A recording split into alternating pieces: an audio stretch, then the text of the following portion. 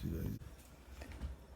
Okay, well, we've got a cool project to do tonight. Gene's come over. He's already constructed one of these, which is, if you've seen my review, the Chinese KLON centaur. Is that right? Yep. Okay, so this is what we're looking at here. So we've got the knobs, got some pots over here, got the casing, and the back plate is just in here. Back plate's just over here. Alright, so what's next, Gene? We're going to make it like this. Alright, let's do it.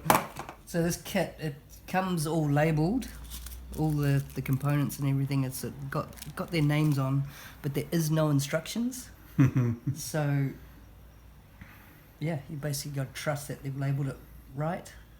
On my one that I did, they had labelled the IC component parts around the wrong way. Okay.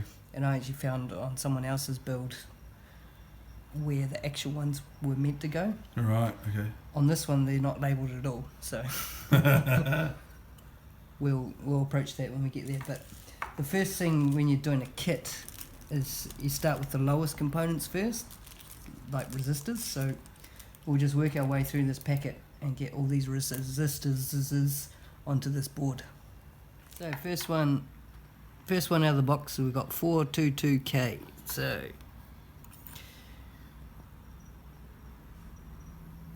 we're looking on here, 422. Right in here. So Gene here is just taking his resistors. Yeah, 5K one. Hunting for the spot where it needs to go. Up here. So you're literally just threading them through like a couple of either Yep. side, like a paper clip going through it. Yeah, what I like to do is do about 5 at a time. Yep. And then once you get 5 through, then you flip it over and you bend each of these legs out. Yep. And then you hit it with some solder. And that'll hold it onto the board while you solder it. Right, yeah. And keep it neat. Right, so we've got our first 5 in, so we flip it over and we pull the legs out to make sure they're nice and tight down on there. And then we're going to solder it. So we grab our soldering iron, give it a clean off on the sponge, and we want to be quick and out of there. So yeah, heat up the bit, put a bit of solder in there, then move on to the next one.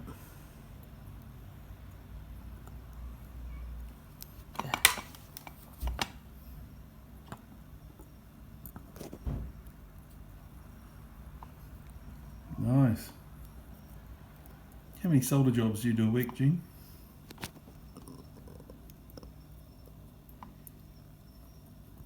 Plenty. I think we need a bit more heat there. So Gene, you're just saying you want nice shiny joints. Why is that? It means that you've got the heat all right, and if they go all cloudy, that could mean a cold solder joint, they call it. Oh, right, yes, yes. It means it won't connect properly and have high resistance, and Screw the sound of your... we're not working at all. Screw the sound of your fake KLON centaur. That's right. Get in there, mate, and do it. Nicely, that. Or pincer-like motions. So soldering tip, usually the idea is that you always put the soldering iron back with some solder on it, and then when you go to use it, you clean it off on the rag. Alright. I like to put a tiny little bit with these little ones on first, and then press it in.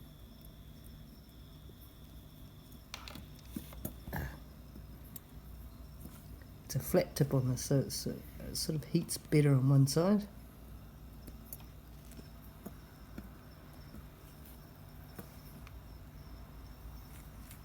Give it in.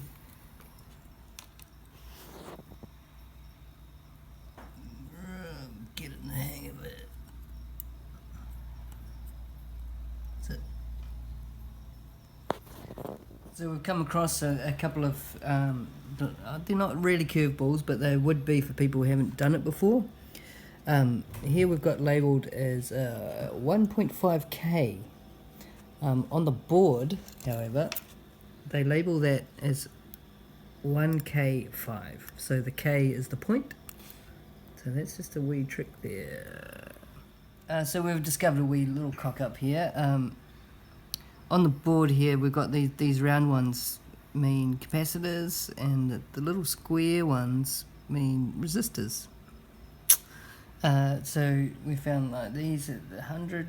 We had a 100K resistor put in the 100 nanofarad thing. So we pulled that out and we'll fix that up. Right, so we've got our resistors in and all those other ones in the right place now. Now we're moving on to the second bag, and first off is diodes, because they're the smallest. So on the board, you can see the diodes are marked and they've got a line on one side. On the diode itself, it's got a line on one side. So it's critical that you get those in the right direction. Another thing with this is there's 3 different diodes. These are your normal silicon diodes.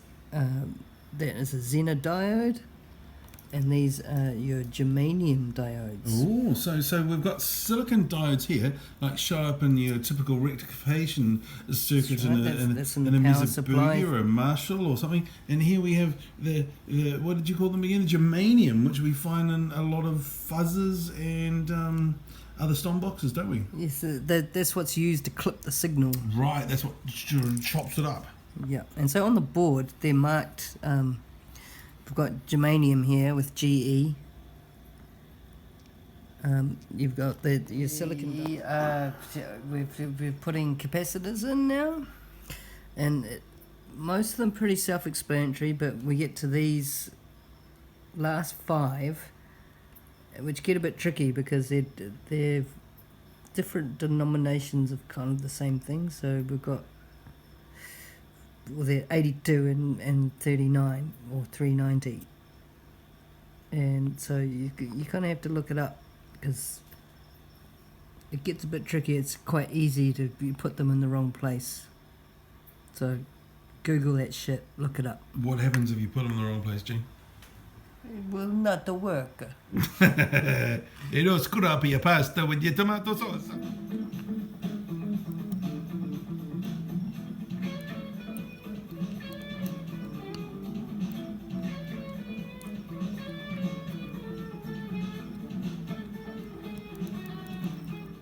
So we're going to put in the holders for the ICs. You can see on the drawing here there's a little dip at the beginning of the outline, and there's a little dip on the thingy, so make sure that's around the right way. That'll make sure you get your chips in. Oh yeah, it's quite nice, eh? In the right direction. Polarity is everything. Negative into positive or vice versa. It's not always good, is it? No, especially with an IC, it can be Disastrous. Okay, so we're down to the electrolytic capacitors. These are fairly self-explanatory. They're labelled. They have one leg that has a negative and a positive. So you have to make sure that goes to the right thing on the board. The board's marked Right. like that, so that would be the negative side. So you've got to make sure that the negative goes over there. Also, this is 4.7, which would be marked as 4U7 as opposed to 47U. Why do you think they do it so? Alright, so it's time to pop the ICs in. There's 2 different kinds. We've got a TL072, which is 2 of those. It's a really common amplifier IC. And this funny other little one, I don't even know what it is, 7660 or something, blah blah blah. This is used in the power section as the voltage doubler, I believe. So this one... So that takes it from 9 to 18? Yeah. Alright. What's the difference between having something like that and having something running straight 18? Well, you can run it off one battery, a 9-volt supply. Gotcha. So same thing, but just... It turns the 9 volts into 18. Oh, did you hear that rotary going by? In New Zealand, every second car's a rotary, Gene? Griff would say that. So you want to make sure the polarity is right. Yeah. This one's marked with the little semicircle, which is the same as the semicircle cutout on the board. These ones just have a dot, and the dot you got to make sure goes in the direction of wherever that semicircle was. And they just pop in there. Let's solder those little bastards in. You don't solder these buggers. Oh, don't you? They're able to be removed. That's why they've got the sockets. Oh, that's cool. So you can swap them out and do different stuff with the pedal. Yeah. Wow. So we've just got the pots, the switch, the LED, and the jacks to wire up now. The pots, they're labelled on the back side of the board, meaning that you put them in through the back rather than the top. Right, so now we've done the board, we've got the pots in, we've got our hookup wires which will be going to our input jacks. Having no instructions with this, it takes a bit of kind of reverse engineering. It's good for you though, isn't it? It is a bit. The only thing, they've got an in and an out marked and a 9-volt. And the battery wires. So starting with the power jack, we've got 2 wires here. The 9-volt, you trace that back down to the 9-volt battery. And this middle wire, that'll go into here because there's a switch on that power jack that when it's unplugged, the battery will work. When you plug it in, it disconnects it. Deactivates it. So you have to make sure that these 2 wires are around the right way, otherwise when you plug it in, you go putting power into the battery rather than power into the board.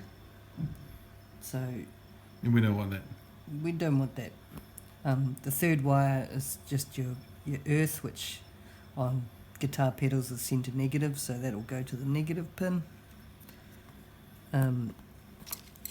The other ones, like the input here, you find that by finding the ground wires connected to the bit that's kind of got the most kind of bits that looks like it's going to ground. That's quite articulate. Yeah, so the ground plane generally they fill up all the gaps around everything, so that's a sort of way of finding the ground plane. Anyway, the last thing, we're on the out. There's 3 wires for the out. One of them is connected up to the negative battery wire, which goes into one of the jacks to switch it on and off when you plug it in. The middle one is connected to your ground plane again, which leaves the positive one. And the other thing is you've got to make sure you have the right lugs on the jack. So there's a negative, positive, and then the stereo or the one that gets shorted to ground.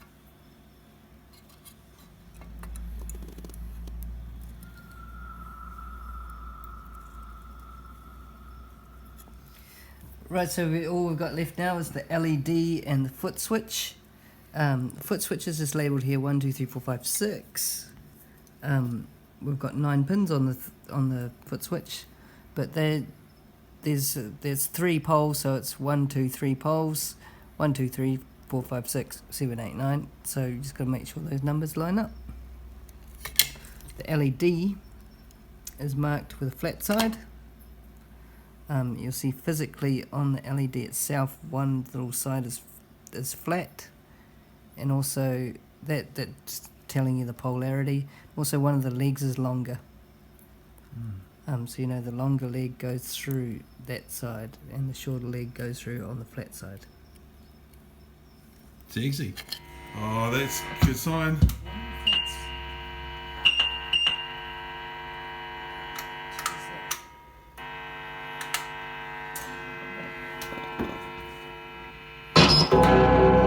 Yeah! I think it's these shitty jacks.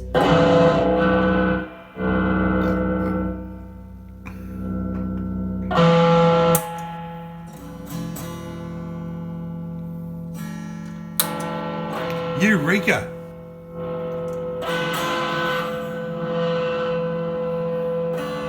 Thank you, Gene Bennett. That's fantastic.